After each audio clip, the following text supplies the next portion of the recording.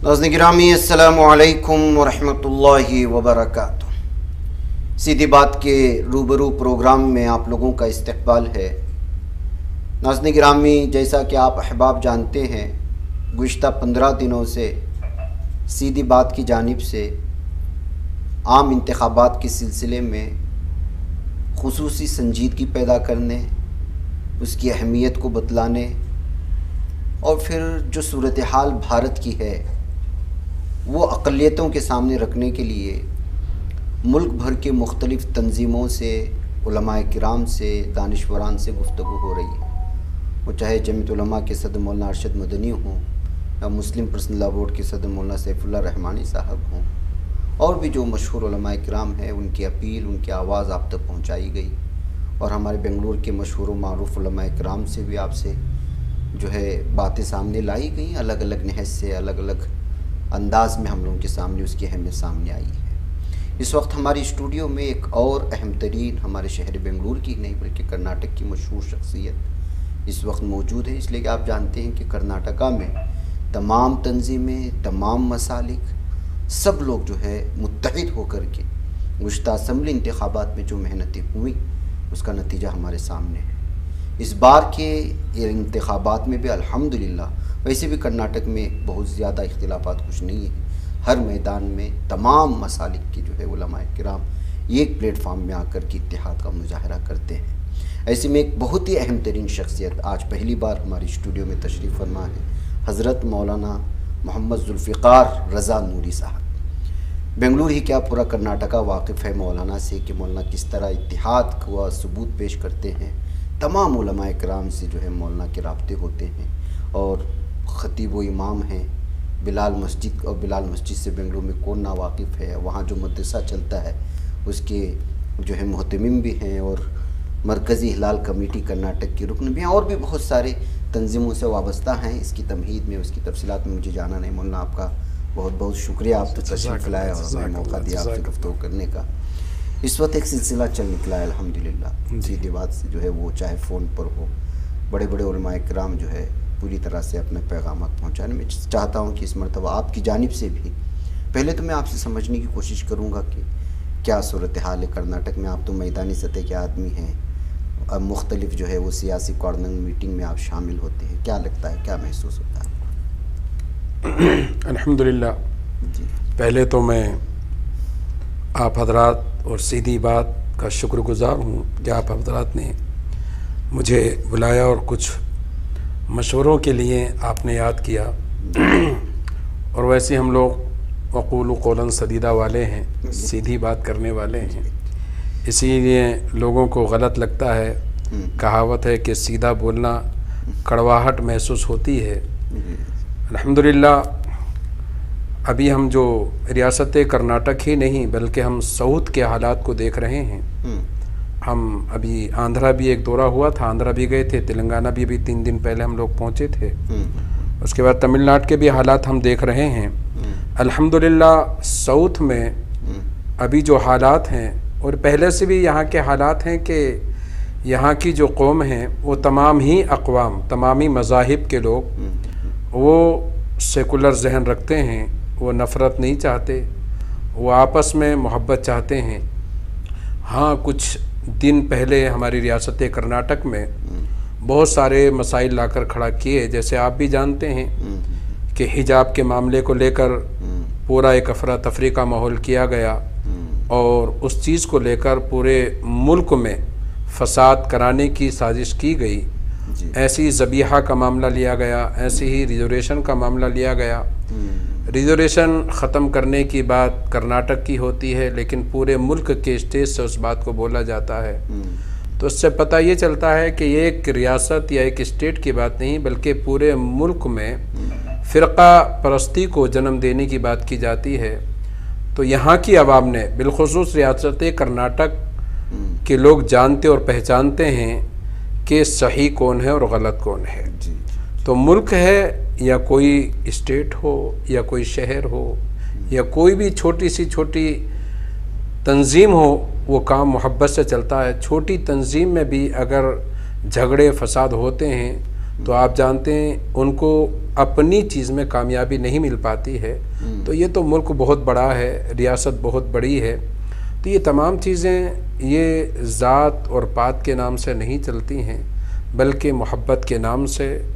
ये मुल्क है, आपने जो मुझसे सवाल किया मैं उसी का जवाब देता हूँ कि रियासत कर्नाटक के हालात जब असेंबली इलेक्शन के मौके पर, और कभी उससे अभी 2-4 साल नहीं हुए, 1 साल का वक्फा ही गुजरा है, कितनी कोशिशें की गई, कितना पैसा यहाँ पर ज़ाय किया गया।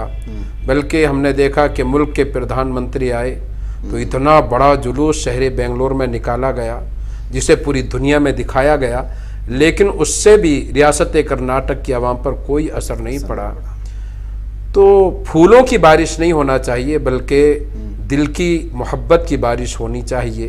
तो यहाँ के लोग अच्छा समझते हैं, अच्छा जानते हैं, सेकुलर जहन रखते हैं। तो जैसे असेंबली इलेक्शन में यहाँ के तमाम मज़ाहिब के लोगों ने बढ़ चढ़ कर हिस्सा लेकर सेकुलर पार्टी को कामयाब किया, मुझे ऐसा लगता है कि उससे कहीं ज़्यादा इस लोकसभा इलेक्शन में रियासत कर्नाटक में सेकुलर पार्टी को कामयाबी मिलेगी। तो इस वक्त बास जगहों से शिकायतें मिल रही हैं मौलाना के वोटों को काटने के लिए कर्नाटक के कुछ इलाकों में जो है कुछ मुस्लिम उम्मीदवारों को खड़ा किया जा रहा है। अब इन मुसलमान उम्मीदवारों को आप क्या पैगाम देंगे? देखिए जी, हर जमात में, हर मज़हब में जी, कुछ लोग होते हैं जो गद्दारी किया करते हैं, चाहे वो मज़हब से हो, चाहे वो मुल्क से हो, चाहे वो बिरादरी से हो। अभी मालूम है कि बिलखुसूस आप देखेंगे कि अभी जो हर पार्टी ने अपना मंशूर पेश किया है, हमने कांग्रेस के मंशूर को देखा तो उसमें उनकी जो मंशूर में जो बात हमको वाज़ेह लगी कि महंगाई पर रोक लगाना है और नौजवान जो बेरोज़गार है उनको रोज़गारी देना है, किसानों के जो मुतालिबात हैं उन मुतालिबात को पूरा करना है, और बिलखुसूस हमारे मुल्क में औरतों के बहुत सारे मामलात हैं उनकी तरफ पूरी तवज्जो देना है। और भी इसके अलावा बहुत सारे मंशूर में कांग्रेस के हैं। लेकिन जब हमने बीजेपी हुकूमत का जब मंशूर पढ़ा तो उसमें तलाक़ सलासा है, उससे भाई मुल्क के इलेक्शंस है और तलाक़ सलासा से कोई लेना देना ही नहीं है, कुछ भी नहीं लेना देना है। और आप यानी मंशूर में इस तरह की चीज़ें लाते हैं, सीए की बात करते हैं, एनआरसी की बात करते हैं। तो मुझे लगता है कि ये सब पूरा मुल्क जानता है, पूरी दुनिया जानती है कि ये सिर्फ एक ज़ात को लेकर मुसलमानों से दुश्मनी करके और ज़ात के नाम पर वोट लेकर मुल्क में नफ़रत फैलाना है, बस उसकी वजह यही है। तो जो लोग, एक मुसलमान अगर कोई कैंडिडेट खड़ा है तो वहाँ पर कई मुसलमान खड़े हो जाना, तो उनको इस चीज़ का इल्म नहीं है कि अभी बरसरे इक़्तिदार जो पार्टी थी और उनका जो मंशूर है वो चाहते क्या हैं, वो खुले लफ्ज़ों में बोलते हैं। आपने राजस्थान में हमने अपने वज़ीर आज़म साहब को देखा, आपने अभी देखा, यानी राजस्थान में जो उन्होंने एक कौम के लोगों को, एक मज़हब के लोगों को, यानी मैं वाज़ेह तौर पर कहूँ मुसलमानों को, उन्होंने कहा दरअंदाज कहा। अब दरअंदाजी शायद वो हमारे वज़ीर आज़म साहब उसका मतलब समझते हैं, नहीं समझते मुझे तो मालूम नहीं। आप जानते हैं, आप लुग़त में जाएंगे कि दरअंदाज किसको कहा जाता है, तो दरअंदाज मुसलमानों को कह देना, यानी चुगलखोर को दरअंदाज कहा जाता है, किसी आपस में लड़ाने वालों को दरअंदाज कहा जाता है, लोगों पर जुल्म करने वाले जालिम को दरअंदाज कहा जाता है। तो लगता है कि वज़ीर आज़म साहब यानी मुसलमानों के वज़ीर आज़म नहीं है, जबकि मुसलमान हिंदुस्तान का हिस्सा है, शहरी है, वोट देने का हक है। जब वोट देने का हक है हमको तो फिर हम शहरी हैं। अब लेकिन वज़ीर आज़म साहब की गुफ्तगू से ऐसा लगता है कि वो मुसलमानों के वज़ीर आज़म नहीं है। वो जब मुसलमानों के वज़ीर आज़म नहीं है तो हिंदुस्तान के वज़ीर आज़म नहीं है। अब जब आप हिंदुस्तान के वज़ीर आज़म हैं तो अगर हमसे कोई सवाल करेगा कि आपके मुल्क हिंदुस्तान के वज़ीर आज़म कौन है, तो हम तो ये नहीं कहेंगे कोई नहीं है, हम यही कहेंगे ना कि भाई नरेंद्र मोदी साहब हैं। अब नरेंद्र मोदी साहब ऐलान करते हैं, मुसलमानों को दरअंदाज कहते हैं। तो ये जुमले इस तरह के बिल्कुल भी एक यानी उतनी बड़ी कुर्सी पर बैठने वाले वज़ीर आज़म के लिए कभी भी ज़ैब नहीं देते हैं। तो अब ये तमाम यानी हिंदुस्तान के जो मुसलमान देख रहे हैं, हम ऐसा नहीं है, आप देखने की रियासत कर्नाटक में बेंगलोर सेंट्रल एक जगह है जहां पर एक एमपी की सीट मुसलमान को दी गई है, मंसूर अली खान साहब को, जबकि हमारा यहां पर फीसद इतना है कर्नाटक में कि हमको तकरीबन कम से कम 8 सीटें हमारी होनी चाहिए जी। हमने सिद्धारमैया साहब से भी जाकर उलमा ने तमाम मकातिब फिक्र के लोग गए और मुत्तहिदा महाज के साथ गए हम लोग, वहां पर बात की हमने कि कम से कम आप अगर नहीं दे रहे तो 4 सीटें तो होनी चाहिए, लेकिन एक ही सीट दी गई, उस पर भी हमने कोई हंगामा नहीं किया। जो हमारा हक था, हक मांगने गए लेकिन नहीं मिला, लेकिन हंगामा नहीं किया। अब पूरी रियासत कर्नाटक में क्या मुसलमान सिर्फ बेंगलोर सेंट्रल में रहता है? ऐसा तो नहीं है, पूरी कर्नाटक में रहते हैं रायचूर में मुसलमान, हावेरी में मुसलमान, गुलबर्गा में मुसलमान, दावनगिरी में, हुबली में, ये ऐसे इलाके हैं जहां पर एक एक जगह पर 3-3, 4-4 लाख मुसलमान रहते हैं। लेकिन हम मुल्क में या रियासत में हम नहीं चाहते कि लोग ये कहें कि मुसलमान जालिम है। मुसलमान जालिम है ही नहीं, मुसलमान तो वो है जो सीधी बात करने वाला है। कूलू कौलन सदीदा, हमारे रब ने कुरान मजीद में आयत मुबारक नाजिल की कि या अय्युहल्लज़ीना आमनु तक़ुल्लाह हक़्क़ तुक़ातिह वला तमूतुन्ना इल्ला व अंतुम मुस्लिमून, या अय्युहल्लज़ीना आमनु तक़ुल्लाह वक़ूलू कौलन सदीदा। तो हमारा जो कुरान है, कुरान कहता सीधी बात की जाए, तो अल्हम्दुलिल्लाह हम सीधी बात करते हैं। हम किसी को परेशानी में डालना ऐसा नहीं। अब 28 सीटें हैं कर्नाटक में, तो ऐसा नहीं कि हम सिर्फ मंसूर अली खान साहब को वोट देकर बैठ जाएंगे। जहां पर भी सेकुलर ताकत खड़ी है, मुसलमानों की जिम्मेदारी है कि वहां पर वोट दें। और जो मुसलमान कई लोग खड़े हुए हैं, मैं देख रहा हूं कि मुल्क में एक अफरा तफरी का माहौल है। हम देखा कि यूपी में रामपुर एक ऐसी जगह है जहां 55% मुसलमान रहते हैं। आजम खान वहां पर एमपी थे, वहां की कौम ने देखा कि इतना बड़ा लीडर, इतना बड़ा नेता जिसने पार्लियामेंट में खड़े होकर कहा था कि मुसलमानों पर जुल्म होता है। हमको यानी जय श्री राम के नारे लगाने के लिए कहा जाता है, लेकिन हम तो ला इलाहा इल्लल्लाह कहने के लिए किसी से फोर्स नहीं कर सकते। ये पार्लियामेंट में आजम खान साहब ने कहा। एक लीडर वो था जो मुलायम सिंह यादव के दौर में, यानी लोग कहते थे कि वजीर आला तो आजम खान साहब है। ऐसी सीट से आजम खान साहब को सीट नहीं दी जाती है, लेकिन कितने मुसलमान खड़े हो जाते हैं। तो ये मुसलमानों की बर्बादी है। ये मुसलमान अपनी यानी खुद अपने हाथों से अपने पांव के नीचे गड़ा खोद रहे हैं, और यही होगा कि लम्हों ने खता की है, सदियों ने सजा पाई। आज भी वक्त है, आज भी यानी हालात आपके हक में हैं, आज भी आप मुल्क के शहरी हैं, आज भी आपको आपके जो मामलात हैं उन पर आज़ादी है। आज भी अजान आप दे सकते हैं, मसाजिद में खुलेआम नमाज पढ़ सकते हैं। लेकिन कल जो हम सुन रहे हैं, ये तो अखबारात में आ रहा है, सोशल मीडिया आपकी हो या प्रिंट मीडिया आपकी हो, ये लोग बवांगे दहल बोल रहे हैं कि यहाँ से मुसलमानों को खत्म करना चाहिए, मुसलमानों को पानी में डुबो देना चाहिए, मुसलमान यहाँ से दूसरे मुल्क को चले जाना चाहिए। ये तो बवांगे दुहल अखबारात में मीडिया के जरिए से और बड़े बड़े स्टेज के जरिए से चीज बोली जा रही है। अगर आज भी ये तमाम चीजों को सुनकर देखकर अगर मुसलमान नहीं समझेंगे, तो फिर वो दिन दूर नहीं है कि फिर इससे कहीं ज्यादा मुसलमानों पर जुल्म होगा, और फिर तुम्हारा पुरसान हाल कोई नहीं होगा। आपने अभी म्यांमार के हालात देखे, क्या मुसलमानों का गलबा नहीं था वहां पर? क्या मुसलमानों की बात नहीं होती थी वहां पर? क्या मुसलमानों का सिक्का नहीं चलता था वहां पर? लेकिन वहां पर मुसलमानों को जला दिया गया, कोई भी पड़ोसी मुल्क पूछने वाला नहीं था। मलेशिया के बाद सबसे ज्यादा मुसलमान हिंदुस्तान में रहते हैं। किस मुसलमान या किस तंजीम ने उनका जाकर साथ दिया? किसी ने नहीं दिया। तो आप यानी मैं यही कहूँगा कि जो भी सियासी कायदीन हैं या मजहबी कायदीन हैं, उनकी कदर करें, उन पर भरोसा करें, उनको दलाल ना कहें। और जहाँ पर मुसलमान सेकुलर पार्टी से कोई भी एक इंसान खड़ा है, चाहे वो हिंदू हो, चाहे वो सिख हो, चाहे वो ईसाई हो, लेकिन उनका जहन सेकुलर है, उनकी पार्टी सेकुलर है। हाँ, बहुत सारे लोग यहाँ पर, ये बात नदवी साहब, बहुत सारे लोग हमारे कर्नाटक में भी हम जाकर मिले, तो मेंबर को लेकर यानी उम्मीदवार को लेकर, कैंडिडेट को लेकर ये बात कहती है कि हमारे जो उम्मीदवार हैं वो सेकुलर जहन रखते हैं। तो सेकुलर जहन रखने वाले आप उम्मीदवार को वोट तो दे रहे हैं, लेकिन उसकी पार्टी फिरका परस्त है। तो फिर आपका वोट सेकुलर को नहीं जा रहा, आपका वोट फिरका परस्त को पहुंच रहा। आपका जिससे डर है, आप वो डर यानी आपकी निगाहों के सामने नहीं है। आजाद उम्मीदवार यानी उम्मीदवार का फिरका परस्त ताकतों के साथ जाना, ये उसका जाना ही बताता है कि वो किस ताल्लुक रखते हैं, उनका जहन क्या है, उनकी सोच क्या है। सिर्फ जबान से बोल देना कोई सेकुलर नहीं हो जाता है, बल्कि उसके अंदाज से, उसके चलने से, उसकी बातों से हमें एहसास हो जाए कि हाँ ये वाकई सेकुलर है।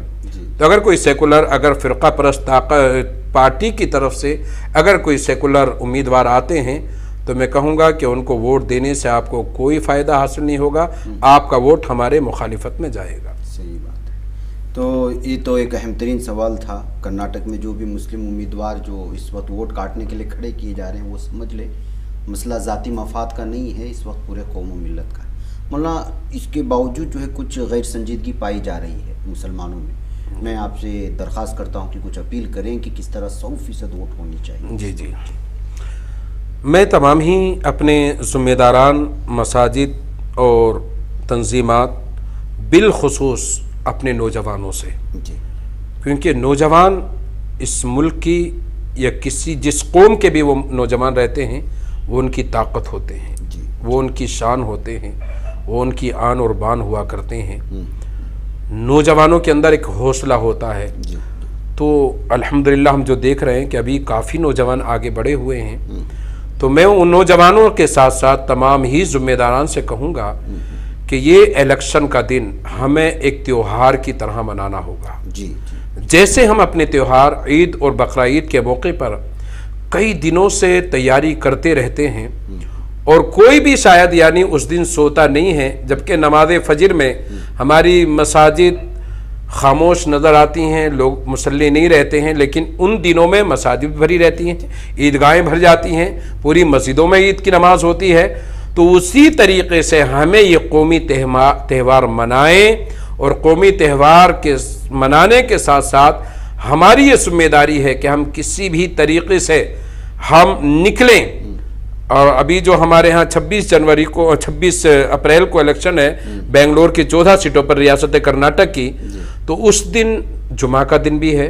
तो ये होना चाहिए एक तहरीक की तरह काम करें, इस तरह से करें कि हमारा 60 से 70% वोटिंग नमाज जुमा से पहले पहले हो जानी चाहिए।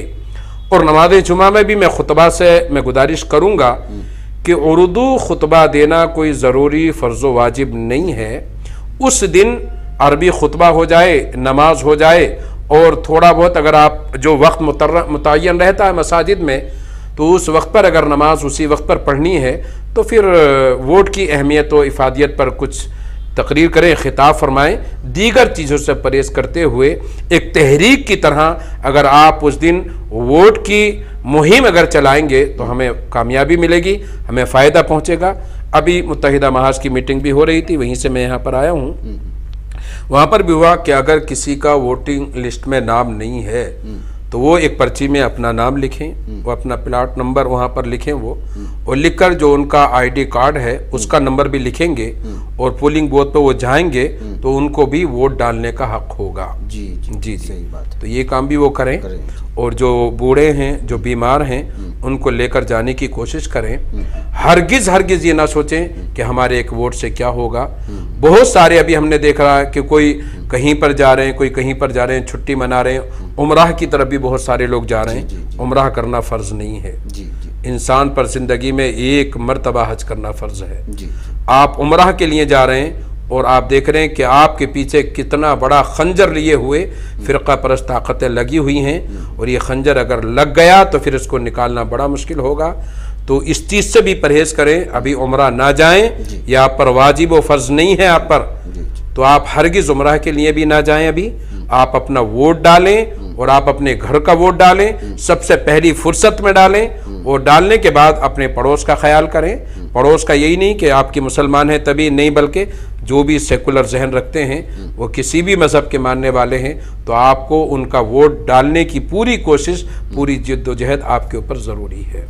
मंसूर अली खान साहब सेंट्रल के जो हैं वो भी आपसे मुलाकात किए थे, आप क्या महसूस करते हैं, कैसे लीडर हैं? नहीं, शुरू में मैंने देखा, जब उनका नाम आया था तो थोड़ा सा हमको भी अजीब सा लगा था, क्योंकि वो जो गहमा गहमी चल रही थी, कभी किसी का नाम पेश किया जा रहा था, कभी किसी का नाम पेश किया जा रहा था, तो हम इंतजार कर रहे थे कि देखेंगे ऊंट किस करवट बैठने वाला है। लेकिन जब एकदम मंसूर अली खान साहब का नाम आया तो एकदम ताज्जुब तो हुआ, अजीब सा लगा। अब एकदम फिक्र भी महसूस हुई, ये क्या हुआ। वो फिक्र के साथ साथ तमाम मकातिब फिक्र के उलमा के माबैन हमारी बातें भी हुई। अब करना क्या है, कुछ तो करना है। हमारे यहाँ सीके जाफर शरीफ साहब के बाद से लेकर आज तक एक भी एमपी पार्लियामेंट में नहीं गया है, जबकि पार्लियामेंट में जाना, वहां से कवानीन बनते हैं, वहां से कवानीन की धज्जियां उड़ती हैं। आपने देखा कि कन्नूर यानी मोहम्मद दानिश साहब को देखा आपने, यानी देखते आप अमरोहा के एमपी हैं, पार्लियामेंट में खड़े होकर बोला गया तो बीजेपी के एक एमपी ने कितनी नासेबा कलमात उनको बोले गए और आज तक उन पर कोई केस नहीं, कुछ नहीं, और उनको और यानी तरक्की दे दी जाती है उनको एकदम। तो वहां पर इस तरह, अब अगर हमारी वहां पर अक्सरियत होगी तो शायद उनके सपोर्ट में उनके बासु बनकर वो खड़े हो जाएंगे। तो हमें जब देखा कि मंसूर अली खान साहब, लेकिन उनके वालिद को जानते हैं कि वो एक मामूली नहीं, एक बड़े लीडर रहे हैं, पूरे यानी पूरे मुल्क के वजीर रहे हैं वो एकदम। लेकिन वो क्योंकि खामोश उनके घराने में इस तरह की चीज़ें नहीं थी, लेकिन जब ये आए मंसूर अली खान साहब, लेकिन अब जो उन्होंने मेहनतें की, अब जो वो दिन रात जो मेहनत कर रहे हैं, वो जो लोगों का साथ है, मैंने देखा कि मुसलमानों से ज्यादा जो भी सेकुलर ताकतें हैं बेंगलोर सेंट्रल में, वो सब उनके साथ खड़ी हैं। हमारे केजे जार साहब, हमारी कई बार उनसे मुलाकात हुई तो वो वही बोले कि किसी हाल में भी आपको कोशिश करना है कि सेंट्रल से मंसूर अली खान साहब को लाना है। हमारे केजे जार साहब के बेटे हैं राना साहब, उनसे बात कई बार उनसे मुलाकातें हुई, तो वो लोग भी पूरी कोशिश में हैं। वो लोग भी, क्योंकि आप जानते हैं कि मुसलमानों के बाद जो जुल्म होने वाला है वो किन किन लोगों पर होने वाला है वो सब जानते हैं, सब जानते हैं। तो सबको फिक्र है, मुल्क में है सेकुलर ताकत आनी चाहिए, और मुझे उम्मीद है अल्हम्दुलिल्लाह 100% कि मंसूर अली खान साहब बेंगलोर सेंट्रल से जीतेंगे और पार्लियामेंट में जाकर अपने मुल्क के लिए और बिलखुसूस अपनी कौम के लिए ज़रूर आवाज़ उठाएंगे। नाज़रीन ग्रामी, ये हमारे मौलाना थे और वक्त जो है तवील हो चुका है। हमें जो मौलाना से अपील लेनी थी वो हम ले लिए। हमें उम्मीद है कि मौलाना की इस अपील पर, मौलाना की इस दरख्वास्त पर न सिर्फ मुसलमान, न सिर्फ कर्नाटक के मुसलमान, बल्कि पूरे भारत के मुसलमान इस पर गौर करेंगे और 100% वोट करेंगे। और इसमें हर शख्स अपना ज़ाती जो है फ़ायदा समझ करके, इसकी ज़िम्मेदारी समझ करके जो है उस दिन जुमा के दिन और उसके बाद जो मरहलों में आ रही है वोटिंग, उसमें शामिल होगा। मुझे और मौलाना को इजाज़त है, इंशाअल्लाह उससे मुलाकात होगी। अस्सलामु अलैकुम। बच पाता है कोई सहाफ़ी की निगाहों से, मिलाता है ये लोगों को मोहब्बत की पनाहों से। करम और दर्द मंदी का है एक संसार सीधी बात, अज़ीमत जुर्अतो हिम्मत का है इज़हार सीधी बात, अज़ीमत जुर्अतो हिम्मत का है इज़हार सीधी बात। ये चैनल हक निगर बनकर कुचल देता है फितनों को,